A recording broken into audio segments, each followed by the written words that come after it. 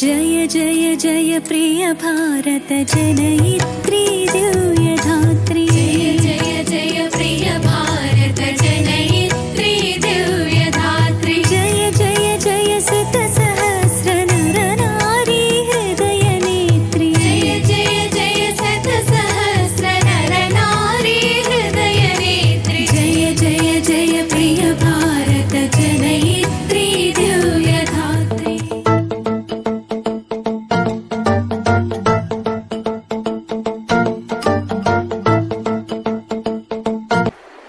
Shri Bharat channel వీక్షకులందరికీ కూడా స్వాగతం, నమస్కారం.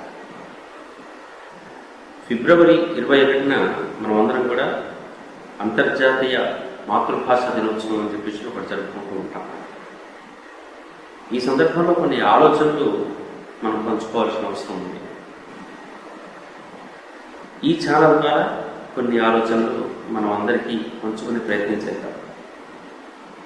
మాతృభాష అనేటటువంటిది కేవలం ఒకరికి, ఒక తెలుగు, హిందీలో, ఇంగ్లీషు కాదు, ఎవరికి వాళ్ళకే అది మాతృభాష. కాబట్టి లోకంలో ఉండేటటువంటి ఎవరికైనా అది మాతృభాష వాళ్ళకందరికీ కూడా ఒక దినోత్సవం ఏర్పాటవుతుంది. కానీ ప్రత్యేకంగా ఉభయ తెలుగు రాష్ట్రాలకు సంబంధించిన విషయంలో ప్రస్తుతం తెలుగు భాషకు ఉండేటటువంటి పరిస్థితి ఏంటి, తెలుగు భాషను అమలుపరుస్తున్న విధానం ఏమిటి, తెలుగు భాషకు వస్తున్నటువంటి నష్టాలు ఏంటి, కష్టాలు ఏమిటి, అధికారులు, రాజకీయ నాయకులు అసలు దీన్ని ఏ విధంగా చూస్తున్నారు, ఈ అంశాల మీద ఒకసారి మాట్లాడుకోవడం మంచిది అనిపించింది.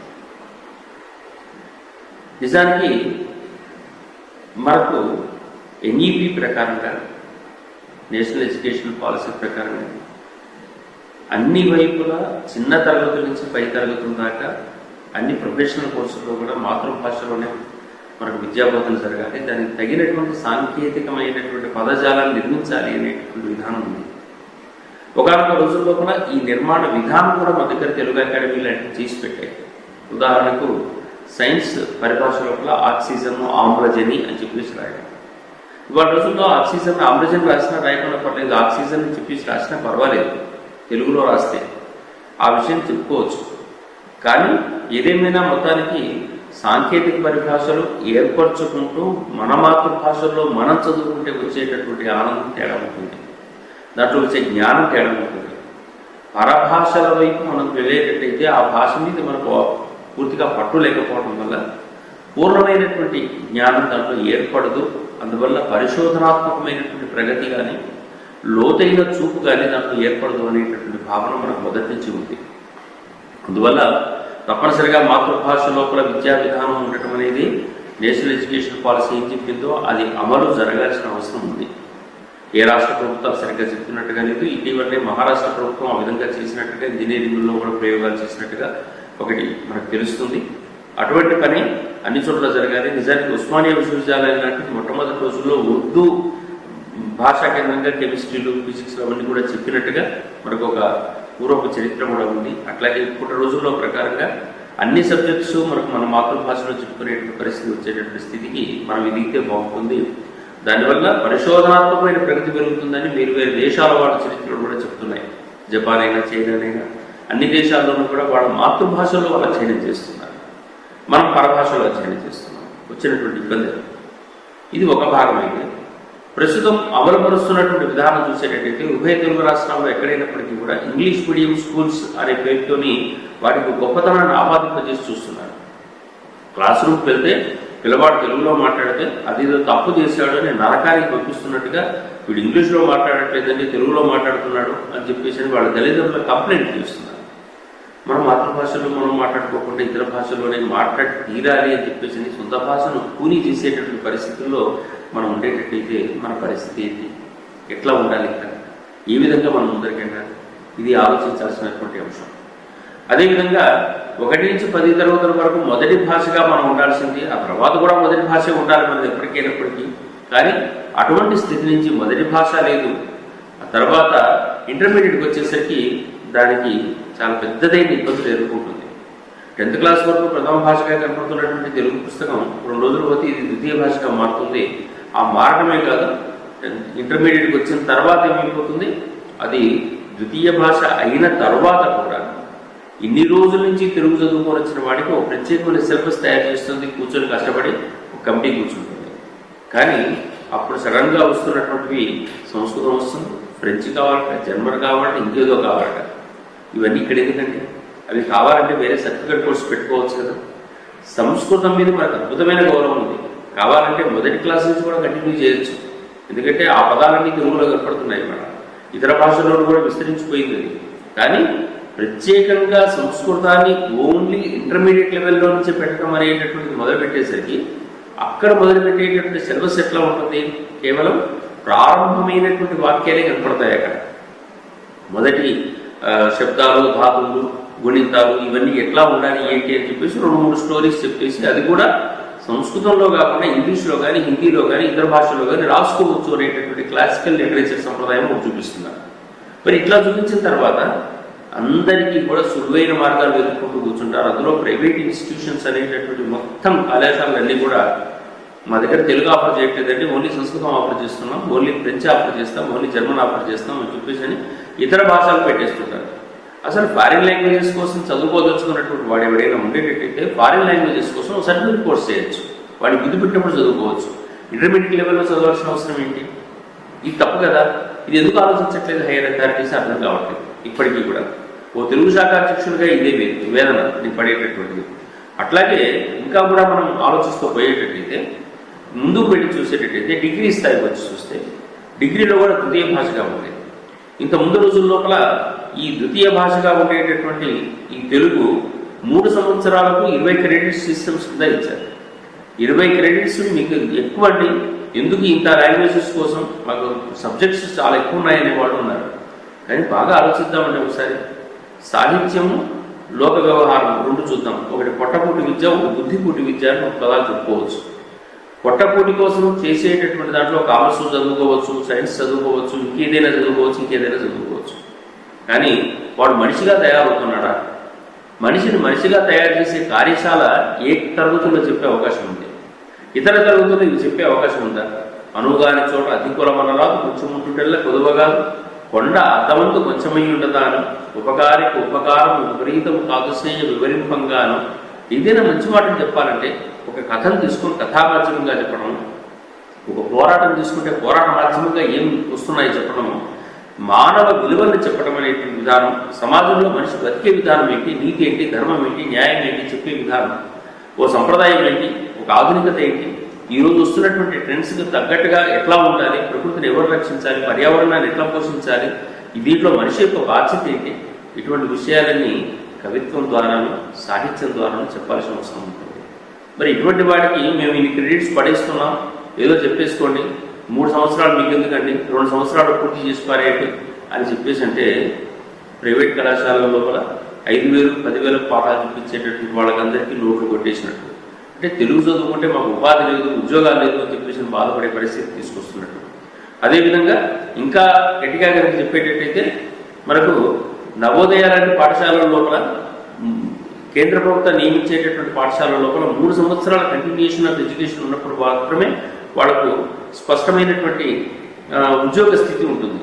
ఇప్పుడు ఉద్యోగ స్థితిని వాళ్ళు కోల్పోతున్నారు. మరి ఏంటి ఈ ద్వితీయ భాషల మీద వచ్చేటటువంటి బాధలు ఏంటో నాకు అర్థం కావట్లేదు. అందుకని లాంగ్వేజెస్ అన్నిటికీ కూడా తక్కువ చేసి పారేసేసి మేము ఎక్కువ ప్రాజెక్ట్స్ ఇస్తాం అనుకుంటే లాంగ్వేజెస్లో ప్రాజెక్ట్స్ ఇవ్వకూడదా? మనిషిని మనిషిగా తయారు కాకూడదా? సాహిత్యం చెప్పకూడదా పిల్లలకు? మరి ఈ రోజుల్లో కూడా వస్తున్నటువంటి విధానం ఏంటి? ఒక తల్లిని పిల్లవాడు చంపుకోవటం, తండ్రిని ఇంజక్షన్ ఇచ్చి చంపడం, మూటలు కట్టి మాంసాలు కోసుకోవటం, ఇటువంటి పదాలని ఒకరి కోసం ఒకరిని హత్యలు చేసుకోవడం, ఇవన్నీ కూడా కాదు, పనికిరాదని చెప్పాల్సినటువంటి డిపార్ట్మెంట్స్ ఏవి ఉండేటట్టయితే సాహిత్యం కాదా? ఎవరు ఆలోచించాలి ఈ విషయంలో? మరి ఇటువంటి జ్ఞానము, ఇటువంటి మనిషిని తయారు చేసే విధానం అంతా సాహిత్యమే కదా చెప్పాల్సింది. ఇది హైయర్ అథారిటీస్కి ఎందుకు గుర్తు రావట్లేదు? ఇదేముందండి, లాంగ్వేజెసే కదా. అన్ని ప్రైవేట్ కాలేజీలు కూడా ఇట్లాగే మాట్లాడతాయి అథారిటీస్ అన్ని కూడా. తెలుగు వాళ్ళందరూ ఒక గట్టిగా నిలబడే పరిస్థితుల్లోకి ఈరోజు వచ్చి మేమందరం ఇట్లాగే నిలబడదామని మరొక భాషోద్యమం కనుక చేసేటట్టయితే వీళ్ళందరూ ఎక్కడ ఉంటారండి? అణిచిపారేస్తారా? ఒకనొక రోజుల్లో మన పక్కన ఉండేటటువంటి తమిళం వాళ్ళు, కన్నడం వాళ్ళు ఎంత బలంగా నిలబడ్డారండి. ఒక కన్నడ ప్రాధికార సంస్థ, తమిళం ప్రాధికార సంస్థ భాష మీద ఇంత ఈగ వాళ్ళు ఒప్పుకుంటారా? వాళ్ళ అన్ని రకాలైనటువంటి ఉత్తర ప్రత్యుత్తరాలు ఆ భాషల్లో ఇవ్వట్లేదా? ఇక్కడ ఉండేటటువంటి అధికార భాషా సంఘం కానీ, తెలుగు అకాడమీ కానీ, సాహిత్య అకాడమీ కానీ, భాషా సంస్కృతి శాఖలు కానీ పేర్లకి ఇన్ని ఉన్నాయండి. మన దగ్గర కూడా ఉంటాయి విశ్వవిద్యాలయాలు, శాఖలు, తెలుగు విశ్వవిద్యాలయం కూడా ఉంటుంది. కానీ ఏం చేయగలుగుతున్నాయి? తెలుగు భాష ఇట్లాగే ఉంటుందా? ఇన్ని రకాలైనటువంటి ఒత్తిళ్ళకి ఇంకా గురి కావాల్సి ఉంటేనా? భాష 2 సంవత్సరాలు పూర్తి చేస్తాం అనుకుంటే ఓకే, తెలుగు కాదు ఏ లాంగ్వేజ్ అయినప్పటికీ కూడా ఆలోచించేయండి. మాతృభాష దినోత్సవం కాబట్టి కామర్స్ను వేరే భాషలో చెప్పగలమా? సైన్స్ను వేరే భాషలో చెప్పగలమా? టెక్నాలజీ వేరే భాషలో చెప్పగలమా? ఏదో ఒక భాషను ఎన్నుకోవాల్సిందే కదా. మరి భాషకు వ్యక్తీకరణ నైపుణ్యం ఉంటుంది, ఎక్స్ప్రెషన్ అనేటటువంటిది లేఖన సంప్రదాయం ఉంటుంది, అదేవిధంగా బోధన సంప్రదాయం ఉంటుంది. అంతేవిధంగా ఈ రకంగా చక్కని విధంగా వ్యక్తీకరణ చేయలేకపోతే వచ్చినటువంటి భాషకు ఏం ప్రయోజనం ఉంటుంది? ఇంకా మరి ఇంజనీరింగ్ బాగా చదువుకున్నాడు, సైన్స్ బాగా చదువుకున్నాడు, కామర్స్ బాగా చదువుకున్నాడు, కానీ వ్యక్తీకరణ నైపుణ్యం లేదు. అది ఎక్కడొస్తుంది? భాష వల్ల వస్తుంది కదా. మరి ఆ భాష స్పష్టంగా రానప్పుడు ఇది ఎందుకు? మరి డిగ్రీ 3 సంవత్సరాలు చేయడం వల్ల వచ్చేటువంటి నష్టం ఏంటి? ఇప్పుడు మరి అధికారులకు ఇది ఎంతసేపు చెప్పినప్పటికీ కూడా హైయర్ ఎడ్యుకేషన్ కౌన్సిల్ వాళ్ళకి వినపడదు. ఎందుకు వినపడదో మనకు అర్థం కాదు. దానికి ఇంకేదో బెదిరింపులు. అందుకని ఇటువంటి ధోరణిలో కూడా మనకు మార్పు రావాలి, ఆలోచించే విధానం రావాలి. ఎన్నో వేదికల మీద తెలుగు శాఖ సంబంధించినటువంటి ఉస్మానియా తెలుగు శాఖ, ఇతరమైన యూనివర్సిటీస్ తెలుగు శాఖలు గోరికలను మొత్తుకుంటున్నాయి. అయినప్పటికీ కూడా వినపడదు. అంటే 1 నుంచి 10 వరకు ఒక రకమైనటువంటి ఇబ్బంది, ఇంటర్మీడియట్లో ఒక రకమైనటువంటి హత్య, డిగ్రీకి వస్తే ఇంకో రకంగా ఒత్తిపారేసిన తర్వాత ఈ భాష అవసరం అనుకుంటుందా గవర్నమెంట్, లేదా వద్దనుకుంటుందా? మరి ముఖ్యమంత్రి గారు విద్యాశాఖ మంత్రిగా ఉన్నారు, వారు ఏమనుకుంటున్నారు? ఇటువంటి విషయాలన్నీ కూడా ఒకసారి ఆలోచించుకోవాల్సినటువంటి అవసరం ఉంటుంది. భాషను విస్తరించాలి. లోకం లోపల మన భాష మన సంస్కృతికి సంకేతం. ఎక్కడో ఒకనాడు నన్నయ్య గురించినటువంటి మాటలు వాళ్ళు చెప్పాలంటే 1000 ఏళ్ల సంస్కృతిని మనం ఒక భాష నిలబెడుతుంది. ఇతరమైన వేవి నిలబెట్టమండి. మన సంస్కృతి నిలబెడుతుంది, నీ అస్తిత్వాన్ని కాపాడుతుంది. మనిషి వస్తాడు, పోతాడు, తనకుంటే 60 ఏళ్ళు, 70 ఏళ్ళు, 80 ఏళ్ళు బతుకుతాడు, చచ్చిపోతాడు. కానీ 1000 ఏళ్ళు, 2000 ఏళ్ల పాటు ఉన్నటువంటి ఏదైనా విషయాన్ని బతికించిందంటే ఒక భాష మాత్రమే కదా, ఒక సాహిత్యం కదా. మరి భాషా సాహిత్యాలను మనం ఈ రోజుల లోపల తక్కువ చేసి చూడటము, పక్కన పెట్టి చూసేటట్టయితే నీ సంస్కృతిని పాడు చేసుకున్నట్టే కదా, పక్కవాడికి దాసోహం అన్నట్టే కదా. ఇట్లాగనే ఉండేటట్టయితే మరొకటి వచ్చేసి నేను ఆక్యుపై చేయడం. ఇప్పటికే ఇతర భాష పక్కన పెట్టి ఇతర సంస్కృతుల ప్రభావానికి మనం లోనైపోతున్నాం కదా. మరి ఇటువంటి లోనైతున్న పరిస్థితుల్లో కూడా మనం ఎట్లా నిలబడాలి? ఇప్పటికీ కూడా భాష మాట్లాడడానికి వచ్చిన నష్టాలు ఇంకా ఎక్కువగా ఏర్పడలేదు. ఇతర ప్రాంతాల్లో కూడా భాషను అద్భుతంగా మాట్లాడడానికి అనేక రకాల సంస్థలు ఏర్పడుతున్నాయి. వేరు దేశాల్లో కూడా చాలా విస్తరించిపోతూ ఉంది. అక్కడ భాష మాట్లాడగలుగుతున్నారు, ఇక్కడ భాష మాట్లాడగలుగుతున్నారు. కానీ లేఖనం అట్లాగే పఠనం ఈ 2 చోట్ల మాత్రం చాలా ఇబ్బందికరంగా ఉంది. పఠనం రాదు, లేఖనం రాదు. అంటే చూసి చదవలేడు, ఆ తర్వాత తప్పనిసరిగా రాయలేడు. ఈ 2 పదాల లోపల వచ్చేటటువంటి ఇబ్బందులను అధిగమించాల్సినటువంటి అవసరం తెలుగు భాషకి వాళ్ళకి కనపడుతూ ఉంటుంది. 1 నుంచి 10 వరకు ప్రొఫెషనల్ కోర్సుల్లో వచ్చే మార్పుల గురించి మాట్లాడుకోవడం కోసం ఇంటర్మీడియట్ బోర్డులో ఇంకో రూపంలో, అదేవిధంగా డిగ్రీలో ఇంకో రూపంలో, పీజీకి వచ్చిందంటే తెలుగు శాఖలు ఉంటాయి. ఆ తర్వాత అన్ని ప్రొఫెషనల్ కోర్సుల్లో తెలుగు ప్రవేశపెట్టడం, మాతృభాషలోనే పూర్తిగా విద్యాపదంగా రావడం, దాని మీద విస్తృతమైన ప్రచారం చేయడం, అధికార భాషా సంఘాలు యాక్టివ్గా పనిచేయడం, భాషా సాంస్కృతిక శాఖ దీని మీద ఎక్కువగా దృష్టి పెట్టడం, ఇటువంటివన్నీ జరిగితే తప్ప ఈ కేవలం ఏదో విశ్వవిద్యాలయాల లోపల 4 మాటలు మాట్లాడటం అయిపోవటం అంటే ఏ పాలసీ మ్యాటర్ అని చెప్పేసి అని అంటారు, పైనుంచి ఒత్తిళ్ళు అంటారు, ఇంకేదో చెప్తారు. ఉండేటటువంటి అధికార క్రమంతో ఒక సిలబస్ తయారు చేస్తారో ఆ సిలబస్ మీ ఇష్టం వచ్చినట్టుగా ఏదో చెప్పేసేమంటారు. ఇట్లా పోతూ ఉండేటట్టయితే ఉన్న భాష పోతుంది, సాహిత్యం పోతుంది. ఈ భాషా సాహిత్యాలన్నీ కూడా క్రమక్రమంగా మరుగున పడిపోతే మనిషి యొక్క తెలుగువాడి యొక్క అస్తిత్వమే నాశనం అవుతుంది. ఇది వేరుకోవాల్సిన సమయం. తెలుగు భాష వచ్చిన నష్టం వచ్చింది ఏం లేదు, ఇప్పటికీ కూడా నష్టం లేదు. ఎందుకంటే మాట్లాడగలిగేటువంటి పీపుల్ ఉన్నారు కాబట్టి. కానీ మాట్లాడగలిగేటువంటి ప్రజలు ఉన్నంత మాత్రాన్ని సరిపోదండి. 2 రోజులు పోతే నన్నయ్య పాటలు చెప్పడానికి చూసి చదివేవాడు ఉండాలి, ఇక్కడ మాటలు చెప్పడానికి ఉండాలి, పాల్పొక్షమును గుర్తు చేసుకునేవాడు ఉండాలి, పోతన అద్భుతమైన సౌందర్యాన్ని గుర్తు చేసుకోగలిగిన వాడు ఉండాలి. ఎంత గొప్పనైన పద్యాలు ఉంటాయండి. ఆ పద్యాల సారస్యాన్ని అర్థం చేసుకోవాలి. రామదాస్ కీర్తనను చూడగలగాలి, ఆ కీర్తనలో ఒక తత్వాన్ని అర్థం చేసుకోగలగాలి. ఏదో మాటలు మాట్లాడుతున్నంత మాత్రం సులువైనటువంటి అంశం కాదండి ఇది. దీని మీద దృష్టి కేంద్రీకరించాల్సిన అవసరం ఇటువంటి అంతర్జాతీయ మాతృభాష దినోత్సవాల లోపల మన మాతృభాషగా అటు ఆ రాష్ట్రంలోనైనా ఈ రాష్ట్రంలోనైనా ఉంది. ఇంతవరకు 3 సంవత్సరాలుగా తెలుగును డిగ్రీ మాధ్యమంలో ప్రవేశపెట్టినందువల్ల తెలంగాణ ప్రాంతంలో వచ్చినటువంటి లాభం ఏంటంటే పీజీ స్థాయిలో విద్యార్థులు ఎంట్రన్స్ రాసి ఇంకా ఇంకా సీట్లు దొరకని వాళ్ళు డిస్టెన్స్ ఎడ్యుకేషన్లో చదువుకుంటూ కనీసం పర్ ఇయర్ 1500 మంది పైన మనకు తెలుగు చదువుతున్న వాళ్ళు ఉన్నారు. ఇంకెక్కువగా ఉంటారు ఓపెన్ యూనివర్సిటీస్ కూడా కలుపుకునేటట్టయితే. అన్ని విశ్వవిద్యాలయాల్లో, తెలంగాణ విశ్వవిద్యాలయాల్లో ప్రతి క్లాసు దాదాపుగా ప్రైవేట్ అండ్ గవర్నమెంట్ కాలేజీలో తప్పనిసరిగా 30 నుంచి 40 మంది క్లాస్ రూమ్ లోపల నిండి ఉంటున్నారు. కానీ దురదృష్టం ఏంటంటే అటు వెంకటేశ్వర విశ్వవిద్యాలయం, కృష్ణదేవరాయ విశ్వవిద్యాలయం, అక్కడ ఉండే గుంటూరు అనంతపురం విశ్వవిద్యాలయం కానీ, పద్మావతి విశ్వవిద్యాలయం కానీ, ఆంధ్ర విశ్వవిద్యాలయం కానీ అన్ని విశ్వవిద్యాలయాల్లో సింగిల్ డిజిట్కు దాటి పీజీ పిల్లలు లేరు. కారణం అక్కడ తెలుగు ద్వితీయ భాషగా అమలైన విధానం స్పష్టంగా లేదు. అదేవిధంగా డిగ్రీలో 1.5 సెమిస్టర్లోనే వాళ్ళ తెలుగు పూర్తి చేస్తున్నారు. తెలుగు మీద వాళ్ళ గౌరవం లేదు. పేరుకు ఆంధ్రప్రదేశ్ అవుతున్నప్పుడు ఆంధ్రుని యొక్క గొప్పతనం ఇక్కడ తెలంగాణ తెలుగు, అక్కడ ఆంధ్రుని యొక్క గొప్పతనం ఆంధ్ర భాషకు విలువ ఇవ్వని కాడికి ఈ పేర్లు ఎందుకు పెట్టుకోవడం? భాషా సాంస్కృతిక వ్యవహారాల ప్రకారంగా భాషా ప్రాతిపదిక రాష్ట్రాలుగా మనం విడిపోయిన తర్వాత ఆ విషయాలను అవగాహన చేసుకోకుండా, భాషకు ప్రాధాన్యం ఇవ్వకుండా, భాషను ఉన్నతంగా తీసుకుని పోకుండా, పక్క ఉండేటువంటి రాష్ట్రాలను చూసి ఆదర్శంగా పెట్టుకోకుండా ప్రైవేట్ సంస్థల యొక్క గట్టి మాటలకు లోబడిపోయినటువంటి అధికార గణం అంతా కూడా ఈ విధంగా మారిపోయేటట్టయితే నష్టము తెలుగు వాడికే. నష్టము ఎవరు అనుభవిస్తున్నారో వాడికే. ఇవాళ మనం చూడనట్టు వదిలిపెట్టేసిన తర్వాత తరం పాడు చేసుకున్న వాళ్ళం మనమే అవుతాం. కాబట్టి ఈ విషయంలో 1-2 సార్లు బాగా ఆలోచించాల్సిన అవసరం ఉంది.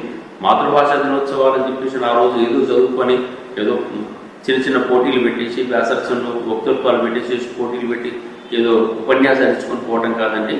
బేస్ లెవెల్లో నుంచి మార్పు రావాలి. ఇవాళ పీజీలోని పాఠం పిల్లవాడు చూసి సరిగ్గా చదవట్లేదంటే అది డిగ్రీ పాఠాలు చెప్పిన వాడు తప్పు అంటాడు. డిగ్రీ వాడు ఇంటర్మీడియట్ మీద వేస్తాడు, ఇంటర్మీడియట్ వాడు 10th క్లాస్ మీద ఇంకా లోపల వేస్తుంటాడు. అందుకని 1వ తరగతి నుంచి కింది క్లాసుల నుంచి కూడా ఆ మార్పులు తీసుకుని వచ్చేటువంటి ప్రయత్నం జరిగినప్పుడే కదా ఈ మార్పులు రావాల్సిన అవసరం ఉంది. అటువంటి సందర్భంలోనే ఈ మార్పులకు శ్రీకారం చుట్టాల్సిన అవసరం ఉంది. దాని మీద 1-2 సార్లు దృష్టి సారించాలి. అంతర్జాతీయ మాతృభాష దినోత్సవాలు జరుపుకుంటున్నప్పుడు కానీ, తెలుగు భాషా దినోత్సవం కానీ, గిడుగు రామూర్తి గారిని గుర్తు చేసుకున్న, తెలంగాణ భాషా దినోత్సవం కాళోజీ గారిని గుర్తు చేసుకున్న, ఏ రోజుల్లోనైనా కానీ మన భాషలు దివ్యంగా వెలిగిన నాడే మన సంస్కృతి, సంప్రదాయాలు, సాహిత్యం అంతా కూడా నిలబడుతుంది. ఆ మార్గంలో మనమందరం మళ్ళీ ఒకసారి పునరంకితం కావాలని కోరుకుంటూ శ్రీ భారత్ వీక్షకులకు అందరికీ కూడా నా మనోభావాలు అర్థం చేసుకున్నందుకు అందరికీ ధన్యవాదాలు. నమస్కారం. స్వస్తి.